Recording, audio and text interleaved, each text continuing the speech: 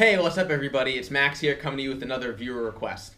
Today's viewer request is for yet another one from Benny Greb. This time it is the groove that he plays in the intro to his DVD, The Art and Science of Groove.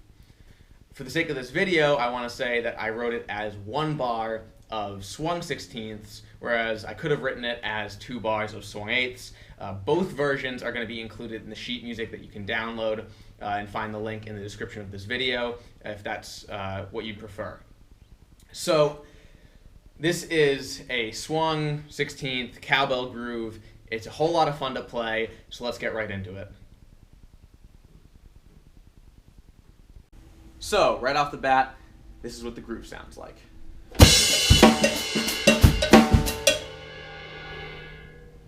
So a few things right off the bat with this groove. One, I am going to teach this straight time, no swinging. And once you learn it and get the base of the groove down, then you can go back and swing it. So taking a look at this groove and breaking it down, you can see that the hi-hat is stepped 8th notes throughout the entire thing. The main snare accents are on 2 and 4, which is pretty standard. And then the cowbell pattern looks kind of weird and sporadic. And it is, but once you get it under your fingers and you kind of feel how it plays off the snare and the bass, it makes a lot more sense and it gets a lot more comfortable to play. Last thing I should note is that the crash hit on beat 1, you only play the first time through or when you're done with like every 4-bar phrase, every 8-bar phrase, but you shouldn't be playing it every single time necessarily. Also, the notes in parentheses are the ones that are kind of additional, not always being played, but you can throw in as some ideas to play with this groove. So let's break it down beat by beat. So beat 1 is crash on 1 for the first time, cowbell on the and then bass drum on 1 and the of 1, and the hi-hat is doing its thing. So slowly, beat 1 goes like this.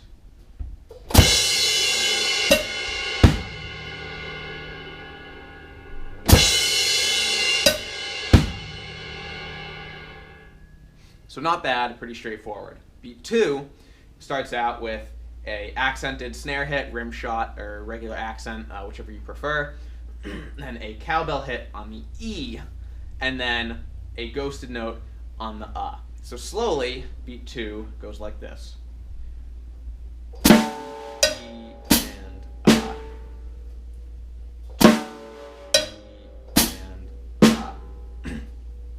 So now, string beat 1 and 2 together and practice that. So.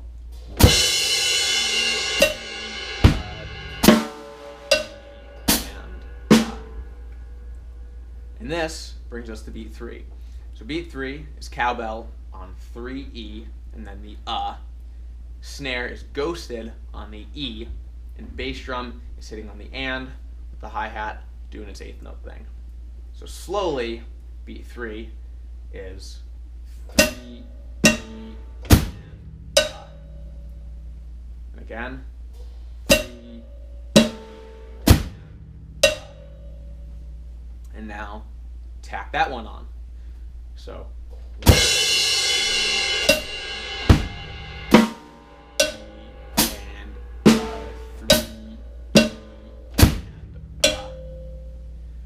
So beat 4, just like beat 2, starts with an accent on the snare, right on the downbeat on 4. Then it's followed by a bass drum note on the E and a cowbell on the and So beat 4, slowly, is 4, E, and And again, 4, E, and And now, play the whole thing through slowly.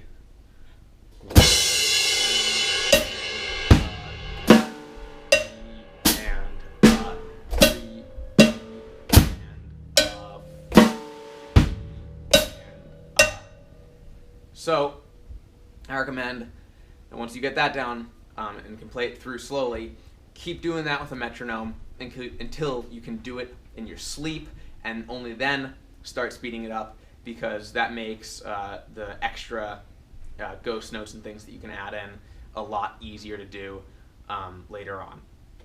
So once you get it up to speed, then also I'd say, or once you get it slow, then I'd say start swinging it. So instead of playing it like we just did,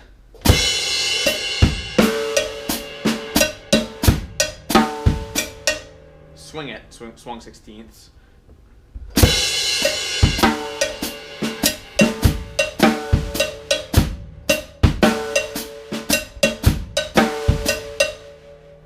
So now we come to all the extra little ghost note things that you can add in. So the first ghost note thing that we're going to look at is a fairly simple one, but feels a little weird to add in at first, which is adding a ghosted note after the accented one. So kind of those loud, soft things that we've talked about in previous videos, or if you don't like rim shots.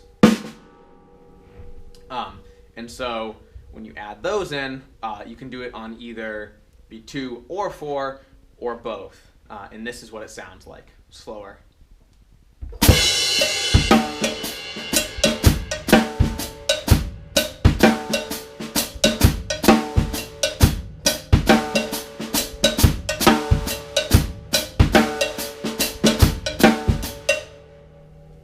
So it's a cool thing to add in, and adds just a little bit more nuance to the groove. The last thing that you'll hear him play around with for the most part, aside from filling, is on the E of beat 1 to kind of fill in the space that's left by the missing crash. He'll add in a ghosted note there on the E of 1. And you can also, if you want to, and are feeling ambitious because it's a little awkward, instead of playing that as a ghosted note on the snare, you can do that as a splash note on the hi-hat. So slowly adding that in sounds like this.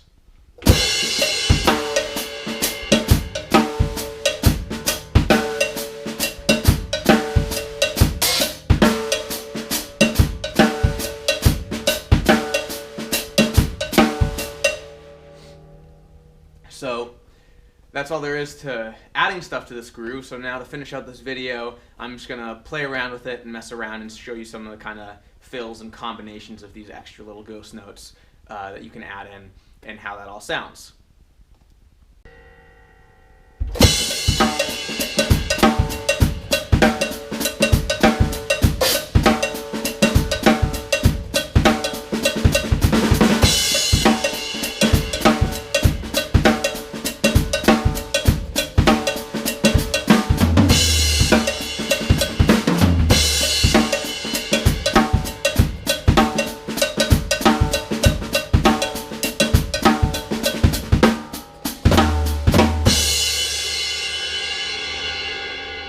And that's all there is to this one.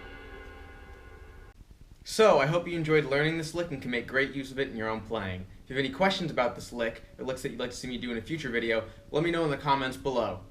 Don't forget to like this video and subscribe for more great content. Thanks for watching, and I'll see you next time.